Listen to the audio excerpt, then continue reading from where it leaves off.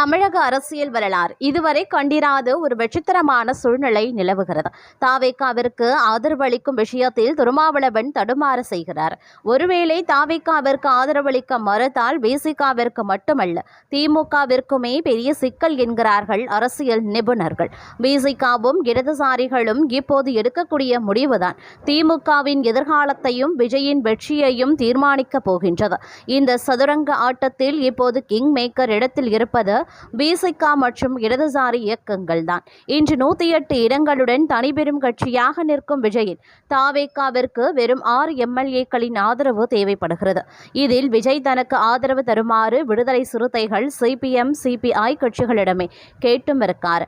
அந்த பக்கம் அதிமுக, பாமக, அமமுக, பாஜகவிடம் கேட்கவில்லை. மாறாக திமுக கூட்டணியிடமே விஜய் கேட்கிறார். ஏற்கனவே காங்கிரஸ் வந்தது போல் மற்ற கட்சிகளும் விஜய் பக்கம் வருமா என்பது பெரும் கேள்வியாகவே உள்ளது. விசிக தலைவர் திருமாவளவன் தற்போது ஒரு மிகப்பெரிய அரசியல் தர்ம சங்கடத்தில் சிக்கியும் இருக்கார். ஆட்சி அதிகாரத்தில் பங்கு என்பது ஒடுக்கப்பட்ட மக்களின் பல சதாப்த கால கனவாகவே இருக்கின்றது. இதுவரை திமுகவோ அதிமுகவோ இவர்களுக்கு அமைச்சரவையில் இடம் கொடுத்து அதிகாரம் வழங்கியது கிடையாது. அதனை கேட்டால் இரு இயக்கங்களுமே ஏளனமாக பேசிய காலங்களும் இருக்கின்றன. தற்போதைய விஜய் ஒருவேளை துணை முதல்வர் அல்லது முக்கிய அமைச்சகங்கள் என்ற துருப்பச்சீட்டை விசிகாவிற்கு நீட்டினால் அதை திருமாவளவனால மறுக்க முடியுமா? மறுத்தால் தன் சமூகத்திற்கு அதிகாரத்தை பெற்று தரும் ஒரு பொன்னான வரலாற்று வாய்ப்பை அவர் இழந்தவராகவே கருதப்படும். அதேபோல் விஜய் ஆட்சி அமைப்பதை தடுக்க திமுகவும் அதிமுகவும் கைகோர்ப்பதாக வரும் செய்திகள் அந்த கட்சிக்கு கிட்டத்தட்ட தற்கொலை முயற்சிக்கு சமமாகவே பார்க்கப்படுகிறது.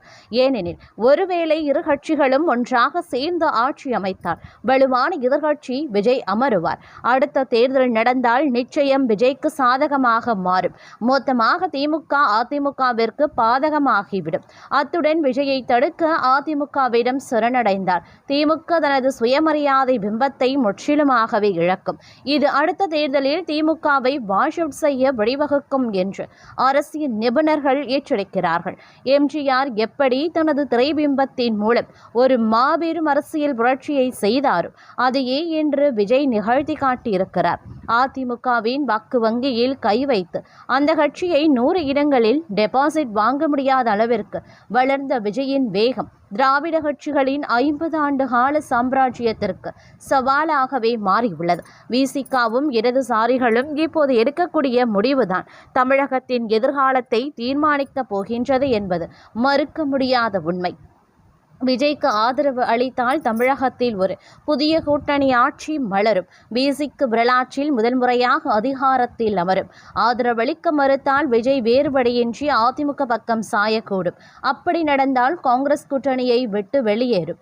அதன் விளைவாக திமுகவும் விசிகாவும் அரசியல் ரீதியாக தனிமைப்படுத்தப்படும். திருமாவளவன் எடுக்கும் அந்த ஒரு முடிவு திமுகவின் எதிர்காலத்தையும் விஜயின் வெற்றியையும் ஒன்று சேர தீர்மானிக்கும் சக்தியாக மாறியிருக்கிறது என்பது மறுக்க முடியாத ஒரு உண்மையாகவே பார்க்கப்பட்டு வருகிறது. அது மட்டுமின்றி நிலவரம் இவ்வாறு தொடர்ந்து நீடித்து கொண்டிருக்க மற்றொரு புறமோ தாவேகா ஆட்சி அமைக்க இந்திய கம்யூனிஸ்ட் கட்சி ஆதரவளித்த நிலையில் தற்போது மார்க்சிஸ்ட் கம்யூனிஸ்ட் கட்சியும் ஆதரவை தெரிவித்துள்ளது. தமிழக சட்டப்பேரவை தேர்தலில் 108 இடங்களில் வெற்றி பெற்று தாவேகா தனிபெரும் கட்சியாக உருவெடுத்திருக்காங்க. அக்கட்சிக்கு 5 உறுப்பினர்களை கொண்ட காங்கிரஸ் கட்சி ஆதரவளித்த நிலையில் விஜய் ஆட்சி அமைக்க மேலும் 6 பேரின் ஆதரவு தேவைப்பட்டது.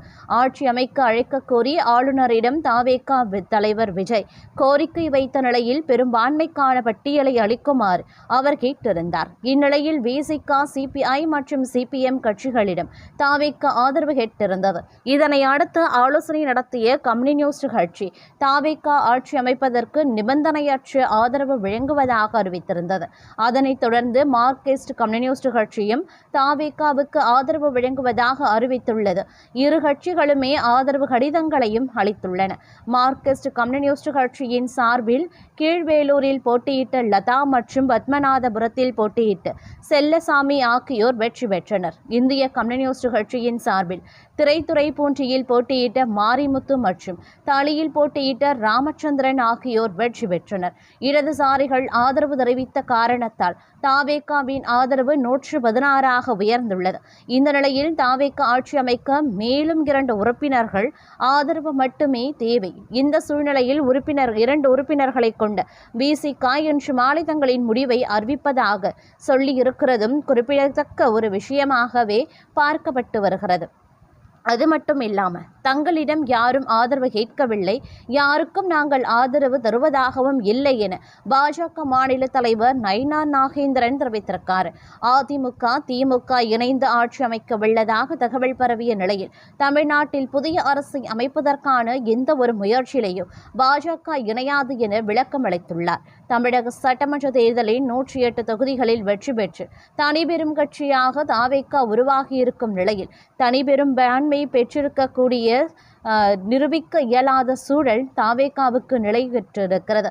தாவேகாவுக்கு காங்கிரஸ் கட்சி ஆதரவு அளித்திருக்கக்கூடிய நிலையில் விசிக மற்றும் கம்யூனிஸ்ட் கட்சிகளிடம் தாவேகா தரப்பில் ஆதரவு கோரப்பட்ட நிலையில் அதிமுக ஆட்சி அமைக்க திமுக ஆதரவு அளிக்கும் என்ற செய்திகள் வெளியாகி வருவது தமிழக அரசியல் வட்டாரத்தில் பெரும் பரபரப்பை ஏற்படுத்தியிருக்கின்றன.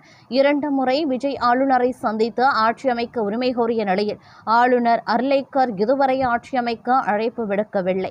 ஆட்சி அமைக்க உரிமை கோரும் கட்சி தங்களிடம் தேவையான பெரும்பான்மை பலம் இருப்பதை காட்ட வேண்டும். பெரும்பான்மையை நிரூபிக்காமல் தாவேகா தலைவர் விஜய் முதலமைச்சராக பதவியேற்க முடியாது என்று ஆளுநர் விஸ்வநாத் ராஜேந்திர அர்லேக்கர் திட்டவட்டமாக கூறியிருக்கார். திமுக அதிமுக உள்ளிட்ட மற்ற கட்சிகள் 118 என்ற மெஜாரிட்டி எண்ணிக்கையுடன் வந்தால் ஏற்பீர்களா என்ற கேள்விக்கு பதில் அளித்திருக்கக்கூடிய ஆளுநர் அர்லேக்கர் மெஜாரிட்டி எண்ணிக்கையுடன் யாராவது வந்தால் நான் அதை பரிசீலிக்க வேண்டும், அதுதான் ஜனநாயக முறை என கூறியுள்ளார். இந்நிலையில் பாஜக மாநில தலைவர் நயினார் நாகேந்திரன் வெளியிட்டிருக்கக்கூடிய அறிக்கையில் தமிழ்நாட்டு மக்களின் நலன் மற்றும் முன்னேற்றத்திற்காக தன்னை அர்ப்பணித்துக் கொண்டுள்ள பாரதிய ஜனதா கட்சி அதே நோக்கத்துடன் சட்டமன்ற தேர்தலையும் களம் கண்டது. இருப்பினும் தேர்தல் முடிவுகளை கட்சியானது மனப்பூர்வமாகவே ஏற்றுக்கொள்கிறது. மேலும் தமிழ்நாட்டில் ஆட்சி அமைப்பதற்கான எந்த ஒரு வாய்ப்பினையும் அதிகாரத்தையும் மக்கள் பாரதிய ஜனதா கட்சிக்கு இந்த தேர்தலில் வழங்கவில்லை என்று கருதுகிறோம். தமிழ்நாட்டு மக்களின் விருப்பத்தையும் தேர்தல் முடிவுகளையும் நாங்கள் உளமாற மதிக்கின்றோம். எனவே தமிழக பாரதிய ஜனதா கட்சியானது தமிழ்நாட்டில் புதிய அரசை அமைப்பதற்கான எந்த ஒரு முயற்சியிலையும் தன்னை இணைத்துக் கொள்ள விரும்பவில்லை. ஆட்சி அமைக்கும் எவ்வித முயற்சியிலையும் கட்சியானது எவ்வித நேரடி பங்களிப்பையும் மேற்கொள்ள விரும்பவில்லை. மேலும் ஆட்சி அமைக்கும் முயற்சியில் ஈடுபட்டிருக்கக்கூடிய எந்த ஒரு கட்சிக்கும் நாங்கள் வாக்களிக்க மாட்டோம் என்பதையும் மக்களுக்கு தெரிவித்துக் கொள்கிறோம் என தெரிவிக்கப்பட்டும் உள்ளது.